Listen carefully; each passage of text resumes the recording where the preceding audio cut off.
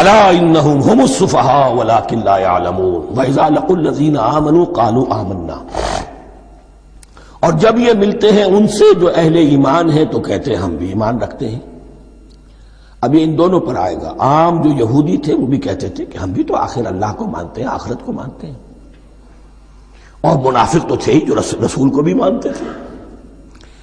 وَإِذَا خَلَوْا إِلَىٰ شَيَاطِینِهِمْ، اور جب یہ اپنے شیطانوں کے پاس خلوت میں ہوتے ہیں، اور یہاں شیاطین سے مراد ہیں اہل کتاب یہود کے علماء، ان کے سردار، یا عبداللہ ابن ابی جو منافقین مدینہ کا سردار تھا۔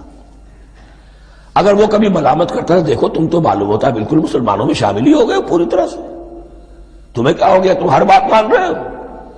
اب انہیں یہ کچھ نہ کچھ اپنی وفاداری کا یقین دلانے کے لیے کہنا پڑتا تھا، نہیں ہم انہیں بیوقوف بنا رہے ہیں، ہم ان سے ذرا تمسخر کر رہے ہیں، ہم ہیں آپ کے ساتھ ہی، آپ فکر نہ کریں۔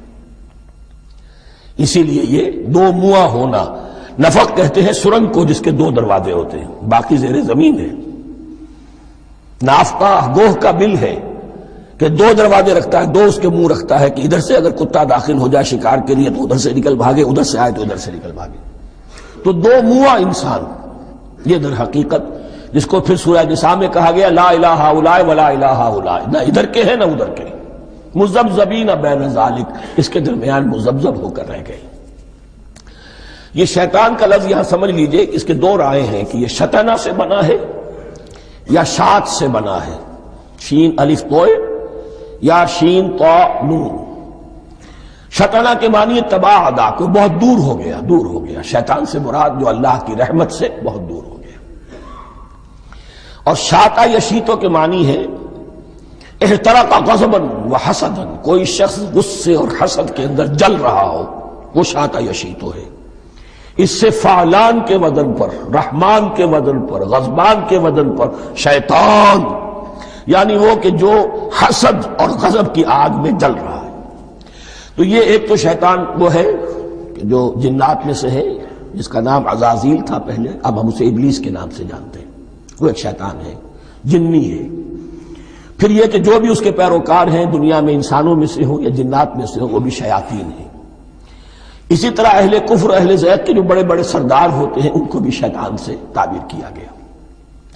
وَإِذَا خَلَوْا إِلَىٰ شَيَاطِینِهِمْ قَالُوا إِنَّا مَعَكُمْ، اور جب وہ خلوت میں ہوتے ہیں، علیحدگی میں ہوتے ہیں اپنے شیاطین کے پاس، سرداروں کے پاس، کہتے ہیں ہم تو آپ کے ساتھ ہیں، انما نحن مستہزئون، یہ تو ہم ان مسلمانوں کو بیوقوف بنا رہے ہیں، ان سے استہزاء کر رہے ہیں، تمسخر کر رہے ہیں۔ ہم تمسخر میں کہہ دیتے ہیں کہ ہم بھی آپ کے ساتھ ہیں، آمنا۔ اللہ یستہزئ بہم ویمدہم فی طغیانہم یعمہون، حقیقت کیا ہے کہ اللہ ان کا مذاق اڑا رہا ہے اور ان کو ڈھیل دے رہا ہے کہ وہ اپنے عقل کے اندھے پن میں بڑھتے چلے جائیں۔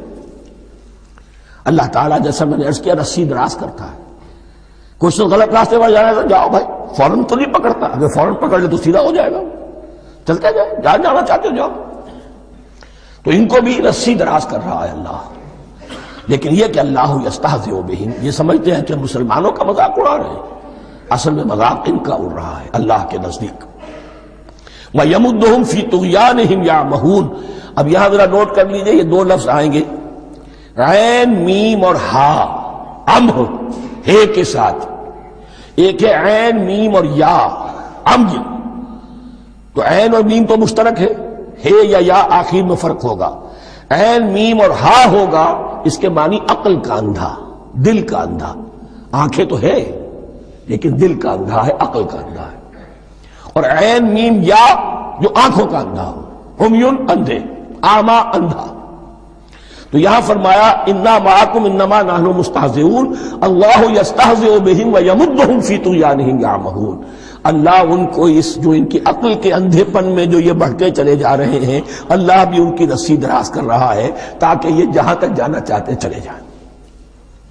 اولئک الذین اشتروا الضلالۃ بالہدی، یہ وہ لوگ ہیں کہ جنہوں نے ہدایت کے عوض گمراہی خرید لی ہے۔ دیکھیے بڑا پیارا انداز ہے یہ، ایک شخص کے سامنے دونوں آپشنز تھے،